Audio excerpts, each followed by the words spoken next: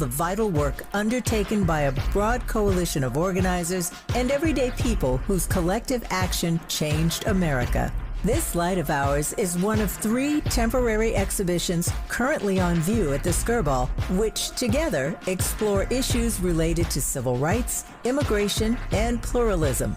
Tickets and more information for all 3 exhibitions are available at skirball.org. That's skirball.org. SKIRBALL.org.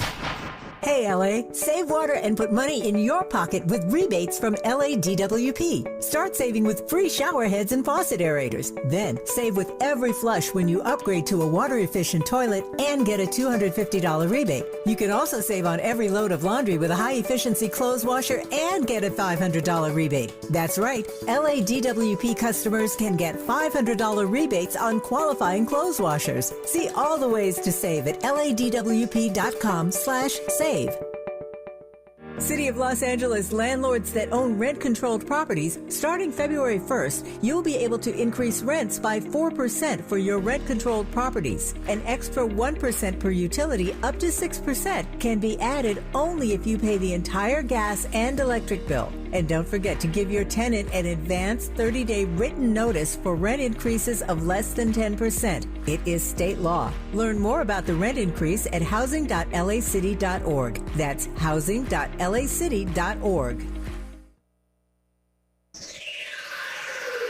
Sounds different, huh?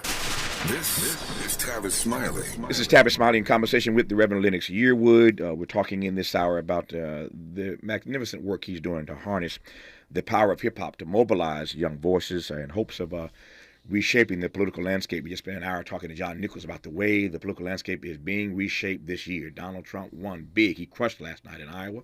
So for all his drama, he is going to be the presumptive Republican nominee. Joe Biden's in some trouble.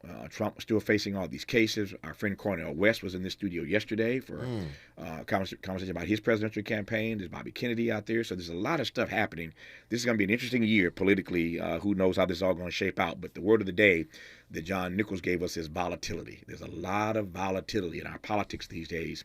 And we're talking this hour about the way that young people can help reshape this political landscape in this year and in the months and years to come. But that said, and before we get to all that, I was talking about our climate justice campaign that we announced on Friday. You come in and show me some work that you all are doing, reaching out to the president. So tell me about that, first of all.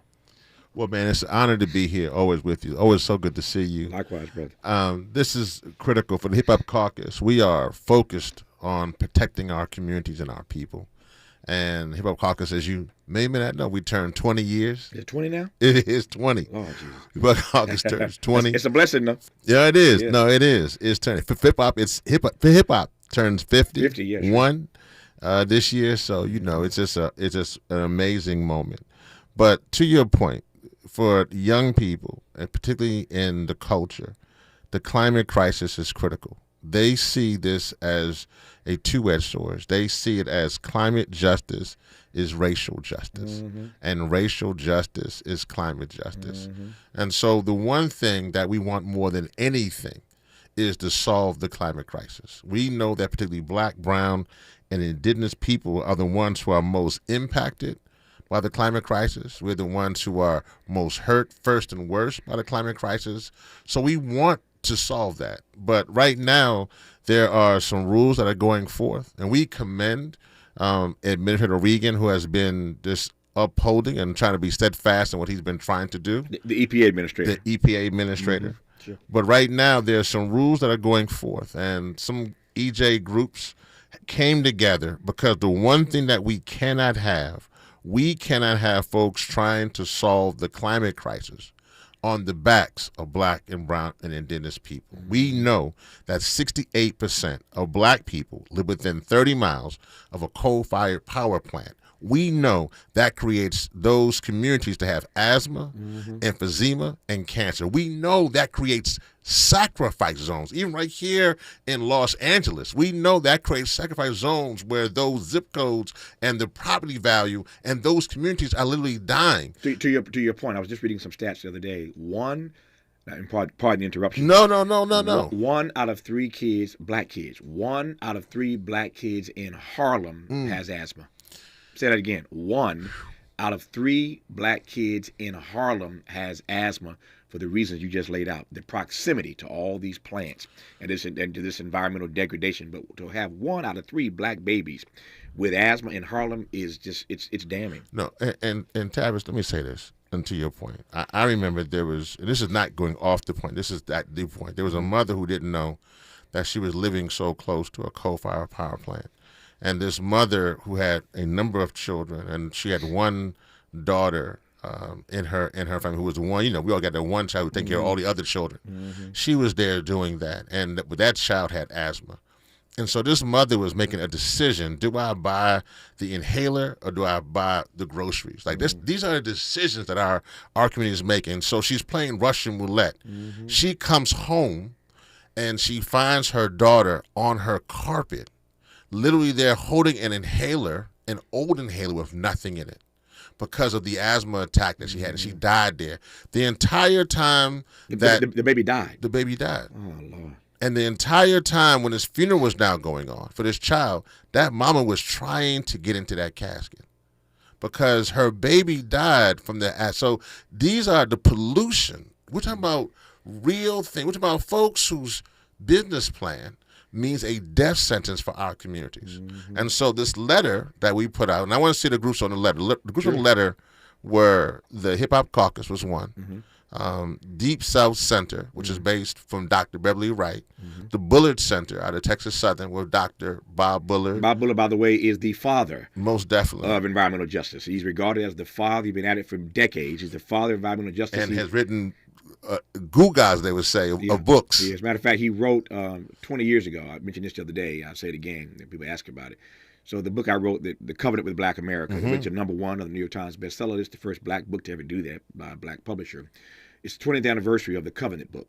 And so we literally are putting out later this year the 20th anniversary edition of the Covenant. Bob Bullard wrote the essay about environmental justice in the original book 20 years ago. So I called him some months ago to say, Dr. Bullard, believe it or not, it's been 20 years, brother. We're doing the 20th anniversary book. Will you write a new essay for the 20th anniversary edition? He literally just turned that into me. I got it yesterday. Wow. And so we are preparing to publish a 20th anniversary edition of this book. But you can't talk about environmental justice without giving Bob Bullard his respect.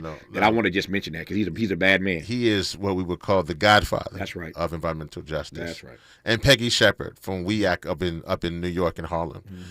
And these, I would say, are the preeminent organizations around climate justice. We came together and we signed this letter, sent it to the president today. Ask him to do what? Or tell him to do what? Well, the bottom line that we asked him to do is to ensure that we look at these power plant rules and that they are not harming black and brown communities. That these rules, that whatever it may be, particularly when it comes to carbon capture or any other mechanism, that they do not allow for the fossil fuel industry to put particularly black, brown, indigenous communities in harm's way. Yeah, I love, sad though it may be, and you'll take my point, Reverend Yearwood. I love the story that you told about the baby and the inhaler. That's right. And I love that story because I am always trying to find, and you'll resonate with this, it's always a challenge to find ways to discuss subjects that are not sexy. You feel me on this? It's really life or death for our people. It is. There's no question about it. But it's a boring, let me just call it what it is. It's a boring subject to a lot of people. They don't want to hear about climate justice, climate resiliency, climate equity, by any other name. Climate adaptation. By any other name, it's boring to them. But I know, because I've seen the data, as have you, how our communities are suffering. That's right. And I've said many times, if a black-owned talk radio station is about anything, it ought to be about saving the lives of its people. That's right. Whatever that means. And so I say all the time that we are a talk station, but we do more than just talk. And that's true for many of the stations on which this program is heard right now all across the country. They're talk stations and they're black, but they do more than just talk. They're in the work serving and servicing their communities. And so when I, was wrestling with the idea of whether or not I really thought we could pull this off, and could I really raise the money to do a really robust campaign, and would people understand it? Would they come with me? I had to really wrestle with myself and pray with myself about this, because I know that it's not an easy lift. I look at what Bob Bullard's done for all these years. It ain't easy, but it absolutely is an issue of life and death. I say all that to ask, how how you have learned, how you are learning how to frame this conversation in a way that resonates with our people, that gets the attention of our people. And if that story don't do it, I don't know what does. Yeah. That story of that baby dying because she had to make a choice between groceries and an inhaler, and the baby is dead on the floor because with an old inhaler that had nothing left in it. That's right. That don't just pull at your heartstrings. That if you ain't careful, you'll fall into a state of melancholia trying to wrestle with that thing, that a baby died because he didn't have an inhaler. Yeah. No. And the thing about that, which is so critical, is that our communities are dying, not even knowing that they're close to this destruction. It's a silent killer, isn't it? Yeah. And that more of us are dying from pollution than we are from police brutality. And while police brutality is devastating for what it means to our community, the fact that our babies, like that little girl, who was literally was an amazing beacon, the one holding the other children together, the one helping the mama change the diaper, the one getting home from school early to make sure other ones did their homework. That's the one who literally is lying, and then the way that you died, choking in your living room. So no, that's all over. Like, that is in Detroit, that's in Newark, that's in Baltimore, that's in Compton, that's all over. Those are our community. And then on top of that, because of the climate crisis, you now have a situation where our mothers, our grandmothers, who are in Chicago or in Phoenix, it was so hot last year.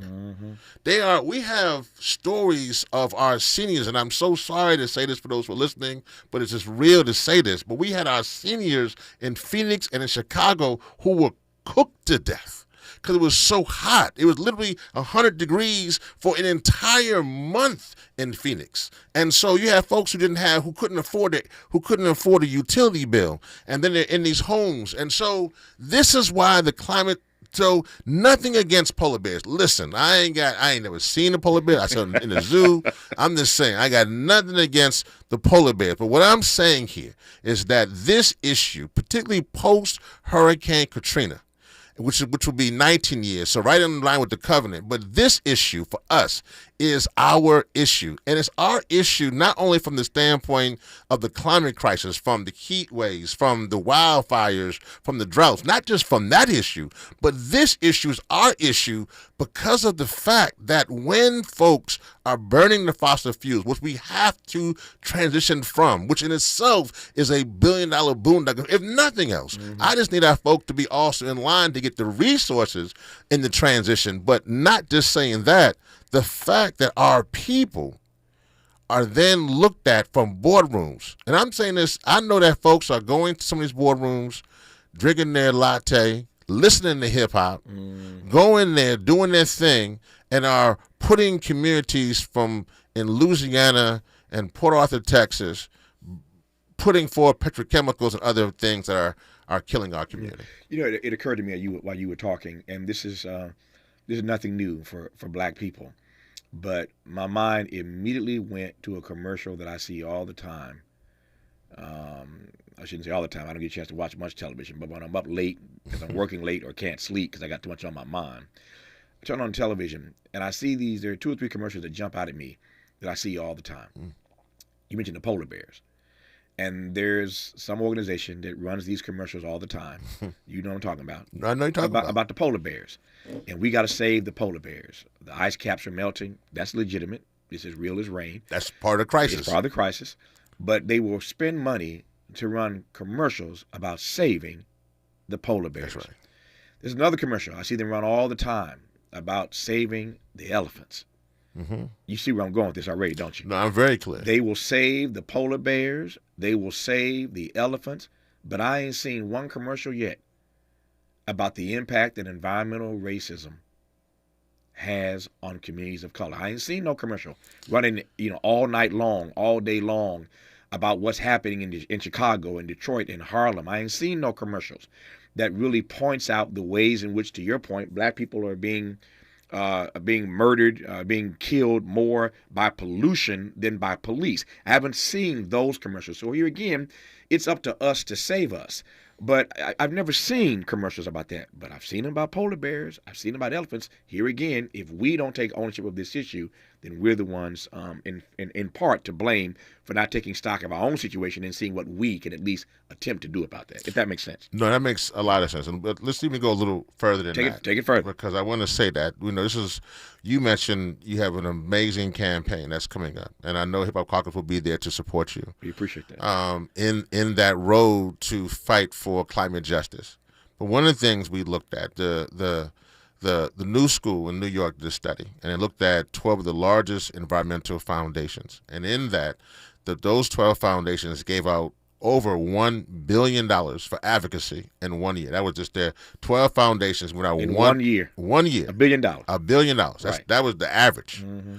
And so in that, only 1.3% of that $1 billion went to Black, brown, and indigenous communities. Yeah. So what I'm saying here is that if you have over almost 98% going to predominantly white-led organizations to push forth narratives about polar bears, which, again, if there's a polar bear listening right now, we ain't got nothing against no polar bear. We just want to be very clear. We ain't got no beef with the polar bear or elephants. We want y'all to be around as well. If the polar bears are listed, but our mission here is to make sure that Black folk, brown folk, and indigenous folks have clean air and clean water. That's what we got. So our babies are not struggling to breathe with inhale that they should be able to have through health care. So what I'm saying here is that that's a problem. And then there was an article by The Guardian that went out, and the article from The Guardian went out and said that, and this is real, we're going to have this conversation, that there were civil rights leaders who took money from the phosphate industry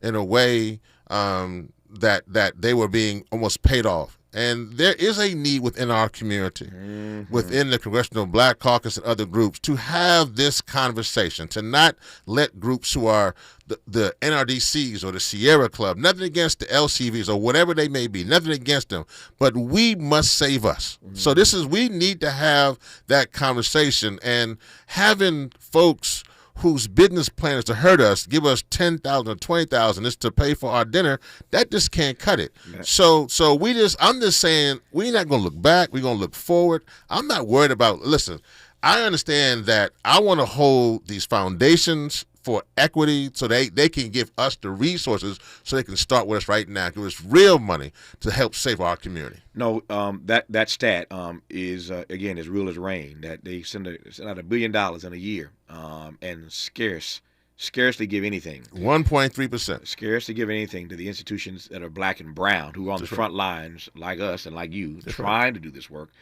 That's an indictment, to be sure. But then we'll talk about this when we come forward, this idea, this reality, in fact, that too many of our organizations are taking this money to pay for their dinners. That's right. And at the same time, these people are killing our people. That's right. It's a scary conversation. It's a real conversation. We'll have more when we come forward. Our guest is the Reverend Lennox Yearwood, who you're listening to right now, and I'm glad about it. I'm Tavis Smiley. For all the freedom-loving folk, this is Tavis Smiley. I feel like freedom.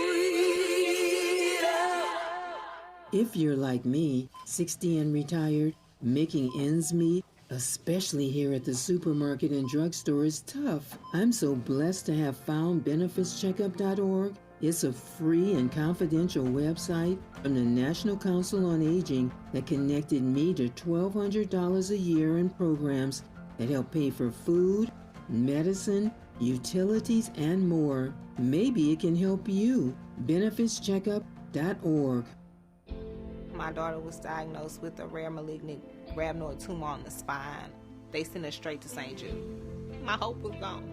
But when you get there, everyone's like, hey, we're not going to give up.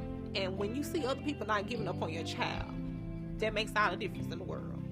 When I found out I didn't have to pay, I was just grateful. They saved my baby's life. Finding cures, saving children. Learn more at stjude.org. Thank you for joining us. I'm Mike Moore. Here's the latest. From the Black Information Network, the newest members of California's Hall of Fame include former Democratic Assembly Speaker Willie Brown Jr., who served as Speaker from 1980 to 1995. He was the first Black man to hold that position. The Trailblazer went on to become mayor of San Francisco. He was succeeded by Gavin Newsom. School districts in North Georgia are making adjustments due to the weather threats. Around 20 school systems have called off classes classes or switch to remote learning today. Warming shelters around the state are opening as cold temperatures cover the region. And in Illinois, Chicago Public Schools is canceling classes today due to the extremely cold weather. All after-school programming, including athletic practices and games, are also canceled. And that's the latest. I'm Mike Moore from your 24/7 news source, the Black Information Network and BINnews.com. Sun Valley is where the problem is this morning on that 5 north at Lancashire. A crash with 3 of the right lanes blocked. A very busy drive from Glen Oaks Boulevard. Downey, it's going to be a top on the 5 north to the 605 transition. Right lane of that connector blocked with a crash. Loaded up here from Rosecrans La Mirada. Boyle Heights on the 5 north as you get up towards the 10 is where we do have a crash working with a busy drive from the 710. At Woodland Hills, a top now for the west side of the 101 at Topanga Canyon. This is the left lane blocked with a crash. That is tough in the drive as far back as White Oak, leaving Encino. Is this the time? This is the KBLA Sports Minute with Ray Richardson. The Lakers pulled away from Oklahoma City in the fourth quarter last night to win by 7, 27 points and 15 rebounds from Anthony Davis. LeBron had 25 points and 6 assists. OKC plays the Clippers tonight at Crypto.com. NBA Commissioner Adam Silver attended the game. He's in town for a press conference today at the Clippers' new arena, the Intuit Dome in Inglewood. Silver is expected to announce that the NBA All-Star Game in 2026 will be played at the Intuit Dome. The Clippers move into their new home next season. The Chargers met Monday with Michigan coach Jim Harbaugh at an undisclosed location outside of California. The Chargers are the first NFL team to meet with Harbaugh, who appears to be making plans to leave Michigan. USC quarterback Caleb Williams is entering the NFL draft. Williams is projected to be the number 1 pick. No debates, no speculation, just the info you need. That's your KBLA Sports Minute. I'm Ray Richardson on KBLA Talk 1580. We've got a lot to talk about. Are you interested in catching up on all the latest entertainment news, trending topics, and exciting interviews? I got you. Tune in to The Raw Report with Robin Ayers, Monday through Friday, 6 to 7 p.m. I'm your host, Robin Ayers. Join me every weekday with some of the best entertainment contributors in the business as we break down what's going on, who's got next, and what not to miss. Only on The Raw Report with Robin Ayers. Unapologetically progressive. KBLA Talk 1580. We've got your black. Think It Up is an initiative to activate student-powered, teacher-led learning projects. Students and teachers, how can you spark great learning experiences in your classrooms today? Join at thinkitup.org. We're for Washington. We love Febrez's new scent. Refresh and energize. So much we made a song about it. I can't escape this feeling inside. Refresh and energize. It's a mood, it's a vibe. Breathing for the first time. So free, so alive. Breathe happy for breeze. Smells like paradise. Breathe happy for breeze. La, la, la, la. The thing no one tells you about periods is that your flow changes every day, and so should your tampon size. Tampax has 5 absorbencies to match your changing flow. If it hurts to remove, go down a size. If it leaks, go up a size. Only Tampax has a leak guard braid to help give you up to 100% leak and odor-free protection. All-day comfort and protection for under $5 a month. Based on average U.S. consumer usage at manufacturer suggested price. However, pricing is at the sole discretion of the retailer. Excludes 8-count pack. If you love to travel, Capital One has a rewards credit card that's perfect for you. With Venture X, earn unlimited double miles on everything you buy and turn everyday purchases into extraordinary trips. Plus, receive premium travel benefits like access to over 1,300 airport lounges where you just check in and chill out. Open up a world of possibilities with Capital One. What's in your wallet? Terms apply. Lounge access is subject to change. See CapitalOne.com for details. Granddad, what's good? Hey there, got us a quarter pounder with cheese and McNuggets. Wow, haven't had our special McDonald's order in a minute. Heard your little tic-tac-toe dance didn't get no likes. Oh man, is Mom telling everybody? You know she is. There's a deal for every favorite grandson at McDonald's. Right now, get one favorite like a quarter pounder with cheese or 10-piece chicken McNuggets and get another for just $1. Price and participation may vary. Cannot be combined with any other offer. Valid for item of equal or lesser value. Ready to re-examine your assumptions and expand your inventory of ideas? More of Tavis Smiley coming your way right now. More of Reverend Lennox Yearwood coming your way right now to continue our conversation about the power of hip-hop to mobilize young voices in hopes of reshaping this political landscape. We've been talking, we jumped into a deep conversation, I'm glad we did, about climate justice and the impact it's having on our community and why we have to be stewards of our own future. And the cavalry ain't coming. Yeah. The climate cavalry ain't coming. And so we got to do it for ourselves. And when you hear stories like this precious little girl who died because she didn't have an inhaler, mama couldn't afford an inhaler and groceries. This is what we're up against in our community. Poverty is always, at the epicenter of all these maladies that seem to visit us time and time again. So let me ask you a couple questions right quick. One, how is it, or why is it, maybe both, that this issue, as you see it, does in fact resonate with a younger generation? I mean, I think for the obvious reasons is that for them, they realize that the climate crisis will impact them. If it's impacting them now in 2024, then what happens for them at 2104, right? In 80 years. A lot of the young people who are the babies, so to speak, 5 and 6, will be around, hopefully. But for them, what will be around, and that's the key thing here is that they know if we're already dealing with droughts and wildfires and we're dealing with, Category 5 storms that just come overnight, that for their generation, what does this look like 10, 20, 30 years from now? And so they're and in many cases, they are now suing. We're seeing that. Young people are now suing their state governments. They're suing their federal governments. They're now suing for literally life, liberty, and pursuit of happiness. They're saying that if you don't transition from fossil fuels to clean energy, you're taking away our life for when we get older. So young folks now are fighting. And so now I think that particularly for the younger millennials and definitely Gen Z, this is, for many of them, this is literally a matter of life or death, and they're fighting. I'm following these lawsuits because this is a whole nother territory. Yeah. It's you said earlier during the break that creation is the new form of demonstration. It is. I love that line. Creation is the new form of demonstration. And these kids are getting really creative because these lawsuits are pretty unique. I'm following them here and there to see how these things turn out because that could be a game changer. If courts start to rule in favor of these babies who are filing lawsuits because their pursuit of life, liberty, and happiness is being denied because of what these adults, these old heads, are doing to the environment, ensuring that they won't be around much longer, them or the polar bears, right? So these cases are really unique. I don't know what's going to happen with them. Would you want to venture a guess as to how the courts will look at these kinds of cases? I think this is the thing. I think that the fossil fuel industry is definitely doing all they can to put money not only in politicians' hands, but as we see now from the Supreme Court, in judges' hands as well. And so I think that this is a moral argument, and we're hopeful that this argument is done correctly, but it's one that you just don't know, unfortunately. But I will say this to your point of demonstration. One thing that is true for this generation of young people, and the one thing people ask me all the time, Hip Hop Caucus, they say, young people, they're getting involved. And I will say this, young people to me today, they may not act revolutionary, as people may say back in the 60s.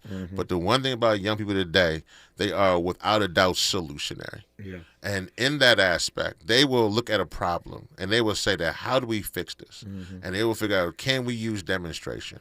Can we use legislation? Can we use litigation? And they will use whatever they have in their toolbox to go out there and try to make change happen. That's one thing I think is very exciting about them. And then, again, they're also using creativity and creation. I think that for us, Hip Hop Caucus, I mean, in the words of Tony K. Bambara, the role of the artist is to make the revolution irresistible. And so I think that I'm excited right now to see those who are in the creative space, particularly for young people, coming together and fighting for humanity. I love that line. The role of the artist is to make the revolution irresistible. Yes, indeed. Take me back 20 years ago. I want to just take a moment to celebrate the Hip Hop Caucus. I've known you, and we've been in the spaces and out of spaces for years over the course of my career. Hard to believe, it's been 20 years, though, since the Hip Hop Caucus came to be. Take me back and tell me how and why it came to be. Well, back in those days, for folks who don't know, I used to work with with Russell at the Hip Hop Summit Action Network. They were with Dr. Ben Chavis, and then I was the co-creator with the Vote or Die campaign and Citizen Change. And so there was a lot of talk at that time of how do we take the hip-hop conversation further. Around 2003, we were we were working with the Rockefeller drug laws and other aspects, and so we were saying, how can we make this move further? And we were like, well, we got to go to D.C. And it's ironic because we were like, well, we love the Congressional Black Caucus, so that makes sense, and we're going to be the hip-hop caucus.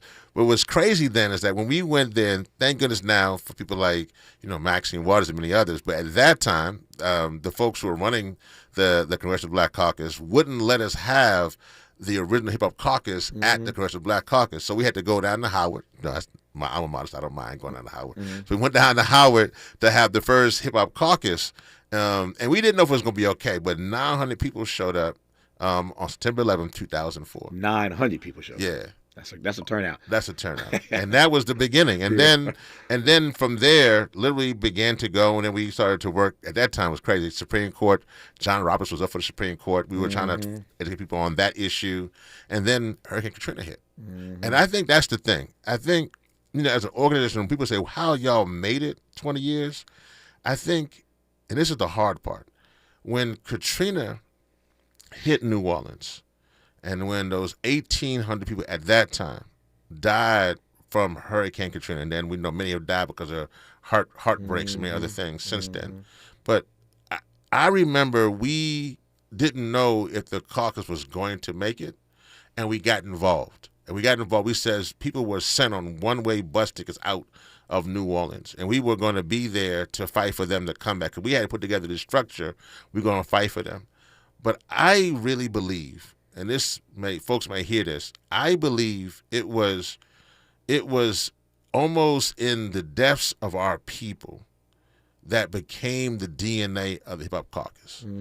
If the Hip Hop Caucus was just based on getting donations and money from foundations or being there, then it would have this mentality of what we got to just do to just preserve ourselves. But it was really in that moment when our people literally drowned and was swept away. It was in that moment when I think that the caucus was really born. And I think that that's what has preserved us, because I think since that time, even for me, my leadership, it was how do we ensure that we have, it's not just, Rev, we have this one leader who's there. As a matter of fact, it was how do we ensure that we get away from patriarchy? How do we ensure that we have, particularly black women in leadership? How do we have black, how do we make sure we have both from black and queer and young people, and how do we have all kinds of people leading in a movement? And I think that's what made the Hip Hop Caucus. And then also we were good with our books. I mean, to be honest, I think people would ask us. We were good with our resources. So I think that's why we're here 20 years. When you put the people first, that's what keeps you. Yeah, I was just saying on this program the other day, and I don't, I'm not one that believes in holding grudges, but I do believe in telling the truth. And I was discussing this the other day that every time I think about George W. Bush and the way he sort of reinvented himself, and his approval ratings are now in the 60s. Part of that's because up against Donald Trump, everybody looks like a saint next to Donald Trump. But George W. Bush left black folk on rooftops to die. That's right. In Katrina. Yeah. To die. And flew over. And Condoleezza Rice was shopping for shoes at Saks Fifth Avenue at the time and went to a Broadway play that night. And these Negroes were dying on rooftops in New Orleans. I never, ever have forgotten that. And I won't let anybody who ever listens to me or sees me forget that. Black folk have short memories sometimes. Sometimes we got really, really short memories. And I'm not trying to demonize anybody. I'm just saying that's what went down. And that's real. The further we get away from it, it's like January 6th. People start spinning stories now. No, that ain't what happened on January 6th. We saw what happened on January 6th. And people start lying about stuff the farther and farther you get away from it. But George Bush left our brothers and sisters and babies to die on those rooftops in New Orleans, and eventually did a flyover. That wasn't right away. That happened a couple of days later, eventually. But I digress. No. First of all, you don't digress. Hold that thought. I'm digressing now because of time. But when we come back, I'll let you undigress and make your point. His name is Reverend Lennox Yearwood. He's on Tavis Smiley. From the Mert Park with love, this is Tavis Smiley. What is dedication? My biggest fear in the middle of my addiction was that my kids wouldn't have a father. And I started thinking, you know what? This isn't my story. I definitely had to become a better man to be a better father. It's important to me that my kids are empowered and truly believe that if they can think it, they can do it. That's dedication. Visit fatherhood.gov to hear more. Brought to you by the U.S. Department of Health and Human Services and the Ad Council. Joey from Vermont, a farmer trying to get through the winter. Adriana from South Carolina, a single mother living paycheck to paycheck. Liam from Ohio, an injured father struggling to provide for his family. Hi, I'm Shanola Hampton, and I support the Feeding America network of food banks because they help provide over 6 billion meals to people in need each year. Learn more at feedingamerica.org. Jackson Hewitt has a plan to get your tax refund fast with a buck here, buck there. Here a buck, there a buck, everywhere a buck.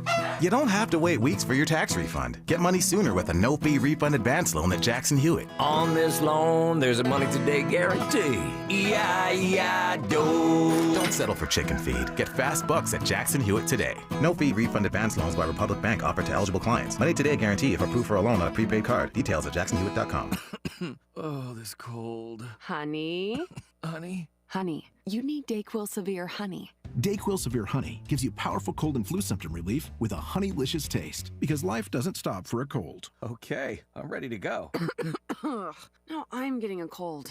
Honey. Try DayQuil Severe Honey for powerful cold and flu relief. DayQuil Severe with honey flavor. The daytime coughing, aching, stuffy head, fever, honeylicious, power through your day medicine. Use as directed. Keep out of reach of Did children. you know that feeling sluggish or weighed down could be a sign that your digestive system isn't working at its best? Taking Metamucil every day can help. Metamucil fiber powders help promote your daily digestive health using a plant-based fiber called psyllium. The gelling action of this special fiber traps and removes waste so you can feel lighter and more energetic. Metamucil, promoting digestive health for a better you. Learn more at metamucil.com. These statements have not been evaluated by the Food and Drug Administration. These products are not intended to diagnose, treat, cure, or prevent any disease. Girl, I have a secret. When I get stressed out, I get sweaty. That's why I use Secret Clinical Antiperspirant. It's like my own secret weapon. For 72 hours, I get Secret's strongest protection against sweat caused by stress, heat, and activity, because you know how crazy life can get. Plus, it's made with advanced odor fighters that don't just cover up smelliness. They help prevent it from happening in the first place. Believe me, if I weren't wearing Secret, I'd be a hot, smelly mess. Thankfully, Secret works. Who do you trust to get at the truth? Tavis Smiley. That's who. The conversation continues right now. Reverend Lennox Yearwood stopped me from digressing. I was digressing on it. He said, no, don't digress. So I'm going to let you undigress and make your point. I was just going to say that, at that same time, Al Gore put out this movie, Inconvenient Truth. That's right. And the movie Inconvenient Truth was based around the climate crisis. But what we have found out that the inconvenient truth is not only the climate crisis, but it's also white supremacy. And so I just want to make sure people understand that those things are interlinked. Yeah. Speaking of interlinked, I know you have a doc. You guys with Wanda Sykes, I think? Yeah, we do. We have a documentary coming out called Underwater Projects. It's going to be hitting film festivals pretty soon. But I'm so excited. We have Wanda Sykes starring in that, and it's funny. We're using obviously Wanda's very funny, but it's also talking about the climate crisis, and it talks about how public housing around the country is on the front line of the climate crisis. In what way? Well, because in cities like Norfolk, where this is based, Norfolk, and a lot of times when they put up the barriers to stop their flooding, they stop building the barriers where it can impact public housing. So Norfolk is very much like New Orleans, in which they are allowing the levees to be not to be strong or to be non-existent in those communities that actually protect poor communities. A lot of people don't even know that. So that's why the downtown areas don't flood, but then other areas in other communities that are in these communities flood. Yeah. I assume, and we'll come to this in our remaining moments with Reverend Lennox Yearwood, we'll close our conversation this way. I assume that the Hip Hop Caucus, that is going to be very, very involved this election season. We are headed toward November. We saw yesterday the first round, as it were, in this voting. The Iowa caucuses were yesterday. Donald Trump didn't just win, as I said earlier, he crushed it. That gives you a good sense that he will be the presumptive nominee for his party. But the year is, the election season is off and running in earnest. And I want to hear more about what the Hip Hop Caucus plans to do politically this year in our remaining moments with Reverend Lennox Yearwood. Unapologetically progressive. Unapologetically black. You're tapped into Tavis Smiley. If you're like me, 60 and retired, making ends meet, especially here at the supermarket and drugstore, is tough. I'm so blessed to have found benefitscheckup.org. It's a free and confidential website from the National Council on Aging that connected me to $1,200 a year in programs that help pay for food, medicine, utilities, and more. Maybe it can help you. benefitscheckup.org. My daughter was diagnosed with a rare malignant rhabdoid tumor on the spine. They sent her straight to St. Jude. My hope was gone. But when you get there, everyone's like, hey, we're not going to give up. And when you see other people not giving up on your child, that makes all the difference in the world. When I found out I didn't have to pay, I was just grateful. They saved my baby's life. Finding cures, saving children. Learn more at stjude.org. KBLA Talk 1580. We've got a lot to talk about. KBLA Talk 1580, connecting you with services and solutions. Legal Aid Foundation of Los Angeles is a nonprofit law firm that protects and advances the rights of the most underserved, leveling the playing field and ensuring that everyone can have access to the justice system. Every year, LAFLA provides free, high-quality legal services to more than 100,000 people living in poverty across greater Los Angeles. Their unique combination of neighborhood offices, self-help centers at courthouses, and domestic violence clinics puts Legal Aid Foundation of Los Angeles on the front lines in vulnerable communities and at the forefront of change. LAFLA's expert team of attorneys, paralegals, and support staff works to provide direct representation, offer counsel and advice, provide referrals, and educate the community about their legal rights through workshops and seminars. With locations all over LA, you can access their services or volunteer to help no matter where you live. And if you have an urgent issue, call 213-235-0060. That's 213-235-0060. To get legal help, make a donation, or volunteer, visit lafla.org. lafla.org. This is a community call to action from KBLA Talk 1580. Substance use disorder and addiction is so isolating. And so, as a Black woman in recovery, hope must be loud. It grows louder when you ask for help and you're vulnerable. It is the thread that lets you know that no matter what happens, you will be okay. When we learn the power of hope, recovery is possible. Find out how at startwithhope.com. Brought to you by the National Council for Mental Wellbeing, Shatterproof, and the Ad Council.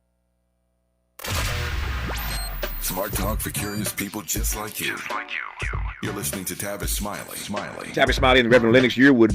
Before we wrap this conversation with him in this hour, just a reminder, in our next hour, Quante Bosco Adams, live in studio with an amazing story you may not have heard, but you have to hear it. Brother got arrested for attempting to buy marijuana down in Compton years ago. And for attempting to purchase, they gave that Negro 35 years in federal prison as a kid. And he went on ingeniously to break out of prison. He studied everything. He'll tell the story. And that Negro broke out. They eventually caught him, brought him back. But then he filed his legal team, started learning the law, became his own lawyer, represented himself in federal court, and got himself out of prison permanently. Found a loophole in the law and got himself out of prison. And he has a film about his true story. And he'll tell you more about it in our third hour. In the last few minutes I have here with Reverend Yearwood, though, it's an election year, as if you didn't know. It has been for the last 3 years, right? These campaigns are way too long, man. Some countries do it in 30 days, and we ought to do it in a much shorter frame. This 3-year period of running for president just wears me out. That's right. Having said that, how you guys are going to be involved this year, Hip Hop Caucus? Well, I want to take what you just said. I think that for young people listening, Democracy is on the line. We need you to have a Bosco. We need you to have a. We need you to have a breakout moment. A breakout. A Fannie Hamer. Ella Baker. Yeah. We need that genius outside the academy to be able to change. At Hip Hop Caucus, we're going to be doing our Respect My Vote campaign again, which really hones on returning citizens. We actually work on helping folks who are ex-felons or returning citizens to get right back to vote. So that's our campaign, as well as getting folks in communities. But we're going to be honing on that, as well as working in key states, because everything we talked about in regards to climate, clean air, clean water, everything we talked about is on the line. Hip Hop Caucus is more than just black folk, because as you know, most of hip hop these days is bought by folk who ain't even black. So it ain't a black thing. But that said, it is our creation. It is our culture. It's our invention. How important, with all the stuff that we could talk about for hours, how important do you see the black vote being this time around? We know we saved Joe Biden the first time around. He wouldn't have been the nominee, much less president, if black folk and black women in particular had not saved him in South Carolina. I discussed this the other day. That here black folk are being asked once again to save this democracy. Once again, they coming to us and saying, save us from authoritarianism, save us from anarchy. Always coming to Negroes asking us to save the democracy. How important do you think our vote is going to be this time around? It's everything. And I'll say this. The reality is this. Either you shape policy or policy shapes you. Mm-hmm. And so I think the reality that we as a people have to shape policy. Mm-hmm. And no matter who's in that position, we have to push. I started off this whole conversation started off with us talking about the letter we sent to the president, shaping policy. And I think that's what is still needed. And we can't get caught up in all the drama or the theater, because at the end of the day, as we said in this conversation, the one thing that we can't bring back is that little girl who died in her living room floor. We can't bring her back. And that was all policy. We can't bring it back, but we can pay it forward. We can pay it forward. So make sure you check out respectmyvote.com, go to hiphopcaucus.org, and let's make sure that those who we can't bring back, from Katrina, that little girl, whoever, that we make sure and fight for the next generation all we can. Respectmyvote.com, hiphopcaucus.org, all the information you need to know about what Reverend Lennox Yearwood and company are up to. Man, I celebrate you. I'm honored that you came to see me in studio. You. 20 years of doing the Lord's work, doing the righteous work, the heavy lifting, loving and serving our people. I say all the time that my definition of leadership is very simple. Leadership means this to me. You can't lead our folk if you don't love our folk. That's right. And you can't save our folk if you don't serve our folk. So the leadership is about loving and serving black people, and by that definition, nobody does it better than you, my friend. Thank you so much. I'm honored to have you on this program. Thank you. I'll see you throughout the year. You will. On this climate justice campaign. All power to the people. Oh, there you go. Quante, Bosco Adams, coming up next on Tavis Smiley. KBLA 1580 Santa Monica. Members of California's Hall of Fame include former Democratic Assembly Speaker